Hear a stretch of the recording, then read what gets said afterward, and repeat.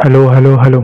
দেখো, তোমরা জানো যে যুদ্ধটা হচ্ছে, যে মারামারিটা হচ্ছে মিডল ইস্টে, ইরান, আমেরিকা আর ইসরায়েল, এই তিনজনে যে মারামারি করছে। ইসরায়েল এবং আমেরিকা হলো একটা পক্ষে আর ইরান হলো আরেকটা পক্ষে। ঠিক আছে, এই মারামারিতে ইরান এবার বলছে আমি যুদ্ধের শান্তি প্রস্তাব এগ্রিমেন্ট সাইন করব না, আমি যুদ্ধ থামাবো না।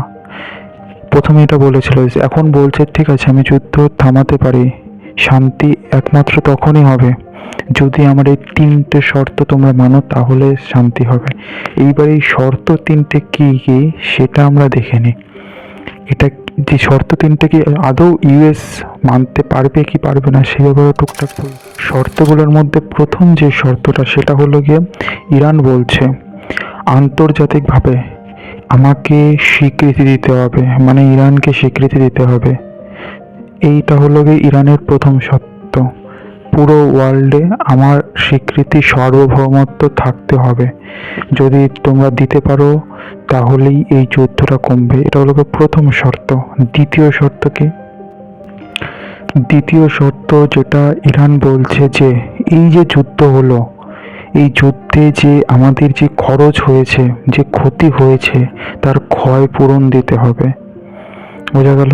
মানে তাদের যে টাকা পয়সা খরচ হয়েছে, প্লাস তাদের দেশে হামলা করার জন্য যে ইনফ্রাস্ট্রাকচার, মানে যেটা সব বাড়ি ঘর বিল্ডিং টিল্ডিং ডিস্ট্রয় হয়েছে, স্কুল ডিস্ট্রয় হয়েছে, তার ক্ষতিপূরণ দিতে হবে। যদি পারো তাহলে এই যুদ্ধটা বন্ধ হওয়ার দিকে এগোবো। ঠিক আছে, এটা দ্বিতীয় শর্ত বলা হয়েছে ইরানের দ্বারা।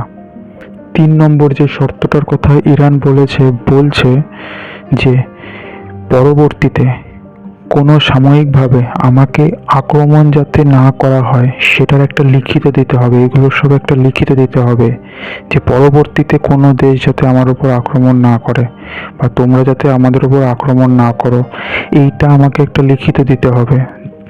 ঠিক আছে, পরবর্তীতে আমরা যাই করি না কেন আমাদের উপর অ্যাটাক করা যাবে না, এটা ইরানের তরফ থেকে বলা হয়েছে। তোমার কি মনে হয় এই স্টেটমেন্টগুলো কি আমেরিকা আর ইসরায়েল কি মানবে? মানবে না। কারণ যদি এগুলো মানারই থাকতো তাহলে যুদ্ধে তারা নামতো কেন? ইসরায়েল যদি এগুলো মানারই থাকতো তাহলে ইসরায়েল যুদ্ধে নামতে কেন?